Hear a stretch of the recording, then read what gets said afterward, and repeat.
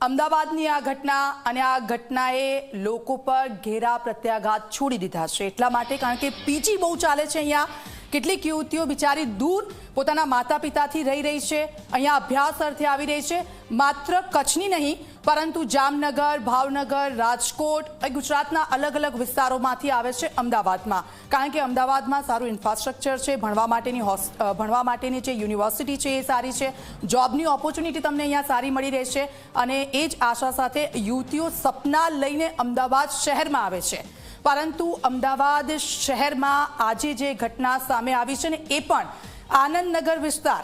આપને ફરી એકવાર હું રિપીટ કરું છું કે આનંદનગર વિસ્તાર એવો વિસ્તાર કે ચહલ પહલ વાળો વિસ્તાર છે 24 કલાક તમે જ્યારે પણ નીકળશો રાતના ગમે તેટલા વાગે અહીંયા તમને માણસોની ચહલ પહલ જોવા મળશે અને આવા જ વિસ્તારમાં એક પીજીમાં રહેતી કચ્છની એક યુવતી સાથે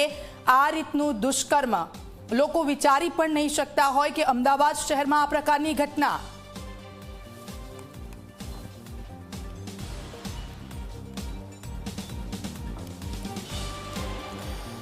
તો ઘટનાની તમામ અપડેટ્સ અમે આપના સુધી પહોંચાડી રહ્યા છે ઘટનાક્રમ કઈ રીતે બન્યો હતો સતત અમારા સંવાદદાતા ઉદય છે ત્યાંથી ઘટનાક્રમથી અમને સતત માહિતી આપી રહ્યા છે પોલીસની કામગીરી કેવી રહી તે પણ અમે ઉદય પાસેથી જાણી છે સપના શર્મા પણ અમારી સાથે જોડાયા હતા અને તેમણે પણ આ અંગેની માહિતી આપી હતી ઉદય પાસે ફરી એકવાર જઈશું ને હવે અપડેટ્સ શું મળી રહ્યા છે કારણ કે આરોપીની ધરપકડ કરી લેવામાં આવી છે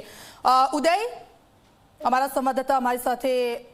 ફોનલાઈન પર જોડાયેલા છે ઉદય આરોપી છે કે જેની ધરપકડ કરી લેવામાં આવી છે હાલ તો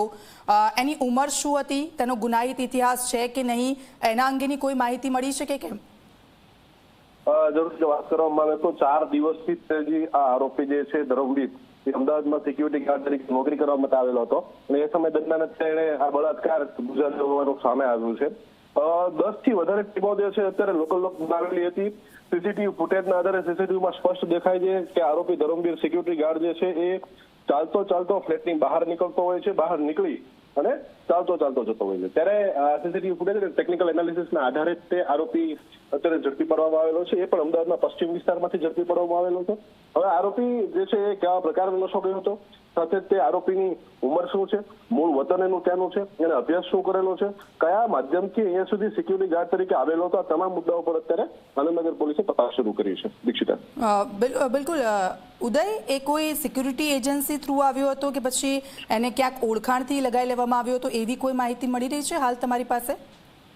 હવે દીક્ષિતા જે છે આ એજન્સી કઈ હતી જે સોસાયટીએ આ સિક્યુરિટી ગાર્ડ જે રાખેલો હતો એ કયા એજન્સી સિક્યુરિટી ગાર્ડની એજન્સી કેવા પ્રકારની હતી તેની લાયસન્સની પ્રક્રિયા એને શું કરેલી હતી કે નહોતી કરેલી અહીંયા સુધી પહોંચ્યો તો શું એના કોઈ ઇન્ટરવ્યુ વગર કે કોઈ લાયકાત વગર જ પહોંચાડી દેવામાં આવેલો હતો એ મૂળ પરપ્રાંતીય યુપી બિહારનો છે તો એ ત્યાંથી અહીંયા સુધી શું કામ આવ્યો તો શું એનો ક્યાંય અને એના પોતાના રાજ્યની અંદર કોઈ ગુનાહિત ઇતિહાસ છે કે નહીં આ તમામ બાબતોને લઈ અને હવે અત્યારે આનંદનગર પોલીસે તપાસ શરૂ કરી છે બિલકુલ આભાર આપની પાસેથી અપડેટ્સ લેતા રહીશું ઉદય તો આપ જુઓ તમે તમારી ઓફિસ તમારી ફેક્ટરી તમારું ઘર કે જે સુરક્ષિત રહે તેના માટે તમે સિક્યુરિટી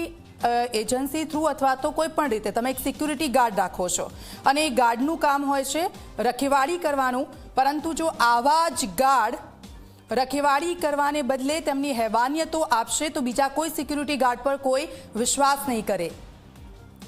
સપના શર્મા અમારી સાથે લાઈવ જોડાઈ ગયા છે સપના હવે આગળની શું પ્રોસેસ થઈ રહી છે અમે આપને પૂછીશું કારણ કે આજે અમદાવાદની જે ઘટના બની છે ખૂબ ગંભીર ઘટના એટલા માટે કહી શકાય કે સેફેસ્ટ સિટી અમદાવાદને ગણવામાં આવે છે અને આપે કહ્યું પ્રમાણે થોડા સમય પછી નવરાત્રી આવવાની છે અને નવરાત્રી દરમિયાન તો યુવતીઓ મોડી રાત સુધી કેટલીક વાર સવારે ઘરે પહોંચતી હોય છે અને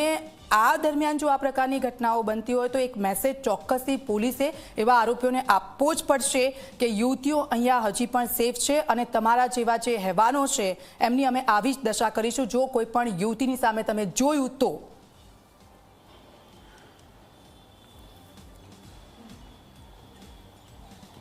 બિલકુલ છે દીક્ષિતા, જે મેસેજ પોલીસે આપવો જોઈએ એ દિશામાં કામગીરી થઈ હોય એ પ્રકારની સ્થિતિ અત્યારે જોવા મળી રહી છે. પોલીસે કલાકોની ઘટનામાં જે ઘટના બની છે એના કલાકો બાદ જ તરત આરોપીને પકડી લીધો છે. તે હજી દૂર ભાગે એની પહેલા જ તેને પોલીસે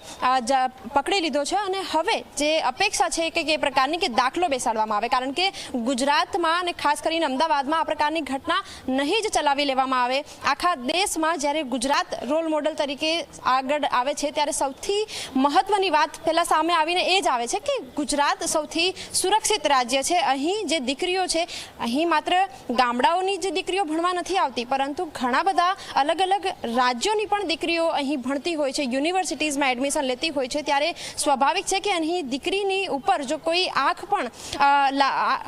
પણ કરે તો એની પણ ખેરખબર નહીં છોડવામાં આવે, એને પણ સારોમાં સારો સબક શીખવાડવામાં આવે. એ પ્રકારની અપેક્ષા તરત તમામ જે નાગરિકો છે એવો રાખતા હોય છે ને એ પ્રકારની કામગીરી પોલીસે કરી હોય તે પ્રકારની સ્થિતિ અત્યારે જોવા મળી રહી છે. આ જે સિક્યુરિટી ગાર્ડ છે એને પકડી લેવામાં આવ્યો છે. એને જ્યાં આ સોસાયટી છે એના થોડાક જ કિલોમીટરના અંતરમાં જ એને પકડી લેવામાં આવ્યો છે અને હવે તપાસ કરવામાં આવી રહી છે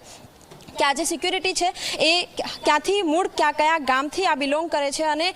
એ જે વિસ્તાર છે ત્યાંથી તો કોઈ ક્રાઇમની ઘટના દોહરાવીને તે અહીં ગુજરાત સુધી નથી આવ્યો. તેના તમામ જે ડોક્યુમેન્ટ્સ છે એ હવે તપાસવામાં આવી રહ્યા છે. એટલે કે પોલીસ પોતાની કામગીરી કરી રહી છે. હવે માત્ર દાખલો બેસાડવામાં આવે, આવા જે આરોપીઓ છે એને છોડવામાં નહીં આવે તે પ્રકારની અપેક્ષા તમામ લોકો રાખી રહ્યા છે. જી દીક્ષિતા, આપ અમારી સાથે જોડાયેલા રહેજો. આપની પાસેથી અપડેટ્સ ઘણી બધી લેવાની બાકી છે સપના, પરંતુ સવાલ અહીંયા એક એ થાય છે કે પોલીસ તો બહુ જ સરસ કામગીરી કરે છે, પરંતુ પોલીસની એકલાની જવાબદારી નથી.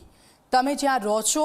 એ કેવી જગ્યાએ રહો છો અને એના જે મૂળ માલિકો છે એ કેવા છે, કારણ કે એમની પણ એક બેદરકારી અહીંયા સામે આવી છે. સિક્યુરિટી એજન્સીને તમે હાયર કરો છો તો તમે જોવો તો ખરી કે તમે કેવા વ્યક્તિને તમારા સોસાયટીની રક્ષા એના હાથમાં સોંપો છો અને તમે બિંદાસ સૂઈ જાઓ છો. જો આવા જ પ્રકારની ઘટનાઓ બનતી રહેશે તો કોઈ પીજીમાં રહેવા નહીં આવે અને પીજીમાં રહેતી જે દીકરીઓ છે, યુવતીઓ છે તે ડરતી રહેશે, પરંતુ એમને ડરવાની કોઈ જરૂર નથી. કારણ કે ફરી એકવાર ગુજરાત પોલીસે જે મેસેજ આપવાનો હતો એ મેસેજ તો આપી જ દીધો છે. એ જે આરોપી છે તેની ધરપકડ કરી લેવામાં આવી છે, પરંતુ બીજી સુરક્ષા એ તમારે પણ ધ્યાન રાખવું એટલું જ જરૂરી છે.